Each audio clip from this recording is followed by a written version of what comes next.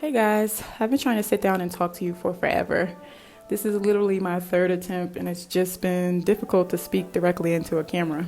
It feels awkward, I look awkward, and I think I can show up in a more solid way through this recording.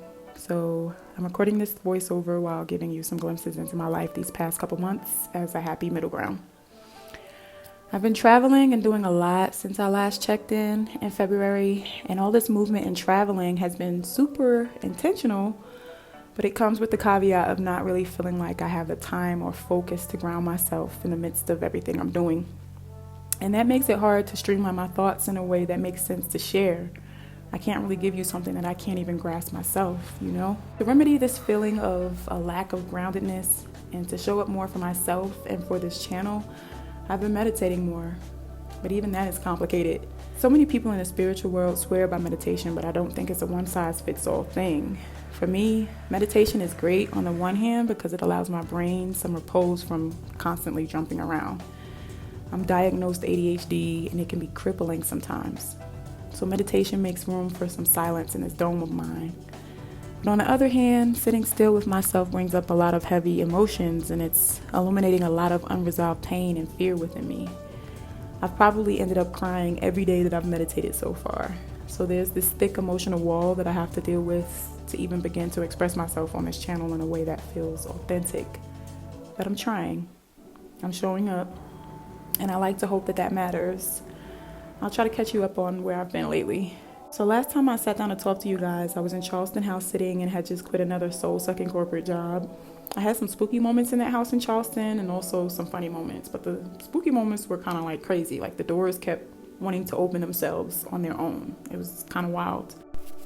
But looking back on it, I realized I was on ancestral ground. Like Charleston was one of the first places where slaves were brought to. It was one of the most popular slave ports in all of the Americas, and I could literally feel that energy all around me. It's like I could feel ancestral blood in the ground. It's interesting, but needless to say, when I left, I was ready to go because I'm highly sensitive, and feeling all that trauma as well as like ancestral energy around me, it was just interesting, but I know I'll be back to Charleston soon. After that, I did some house sitting in Pittsburgh, Pennsylvania, and that was fun. I solidified my workout routine while I was there. I did some online dating a little bit, but that was a bust because the guys in that area were really not my type. And it's strange. I got a lot of callers, like hundreds of likes from guys interested, but out of that batch, I maybe only swiped right on like 2 and made it to a date with 1. But the bullshit that started coming out of that man's mouth was a huge turnoff. So that was fatiguing. But I'm doing all of this to stretch myself and get out of this little bubble I've created in West Bumblefuck, North Carolina, where I live. Traveling and house sitting is my way of expanding, and it's been pretty effective. There's something about putting yourself not only in a new environment, but into someone else's home with their energy all over it that kind of forces you to define who you are. What rituals are you cultivating no matter your location? What values do you keep when everything around you is unfamiliar? When everything around you falls away, what still stands? These are the most important questions I've been asking myself. And on a lighter note, each home and pet I've cared for has come with its own charm and personality. And it's been cool to feel other people's energy and remind myself that I'm connected, that we're not so different, and that we all just want safety, shelter, and a place that feels like home.